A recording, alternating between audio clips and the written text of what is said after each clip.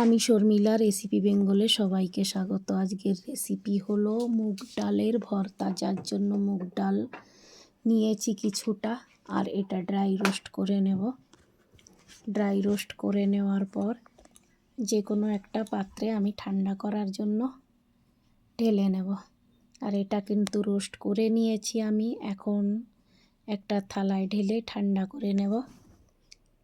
আর এখানে ঠান্ডা করে নেওয়ার পর 3 থেকে 4 বার পরিষ্কার করে ধুয়ে নেব। তোমরা কে কে ভর্তা খেতে পছন্দ করো আর কি কি ভর্তা খেতে পছন্দ করো কমেন্ট করে কিন্তু আমাকে নিশ্চয়ই জানিও।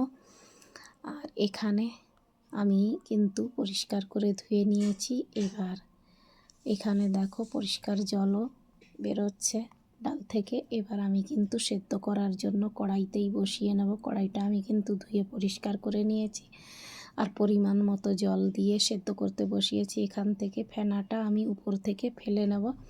আর এটা ফেলার জন্য আমার একটু লেট হয়ে গেছে, যেটা অন্য কাজ করছিলাম। আর এখানে আমি এখন অ্যাড করে নেব পরিমাণ মতো হলুদ আর কিছুটা লবণ, আর বাকিটা আমি পরে অ্যাড করব।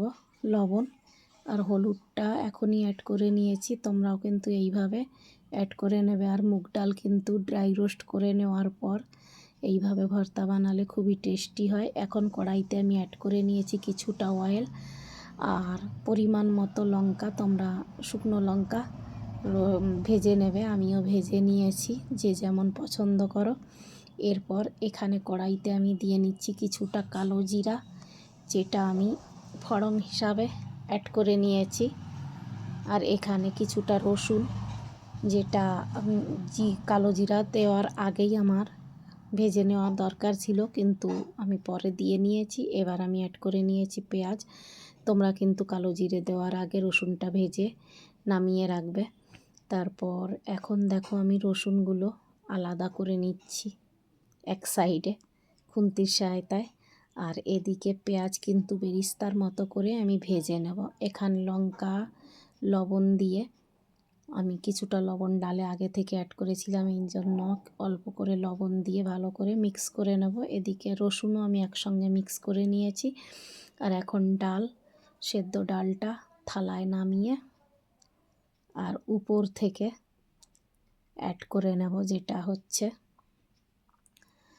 তোমার ধনিয়া পাতা। তোমরা চাইলে স্কিপ করতে পারো, আর ভর্তায় কিন্তু ধনিয়া পাতা ভালোই লাগে।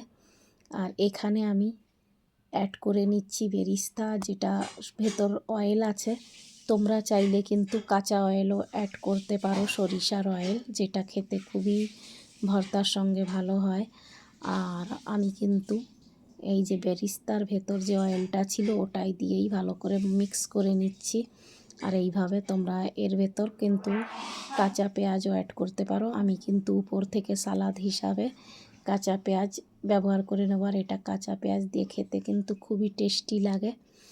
আর ভর্তা কিন্তু বিভিন্নভাবেই করা যায়, যেটা তোমাদের যদি আমার ভর্তা রেসিপি পছন্দ হয় তাহলে পরে আবার বললে আমি কিন্তু তোমাদের আরও নতুন নতুন রেসিপি সামনে তুলে ধরব।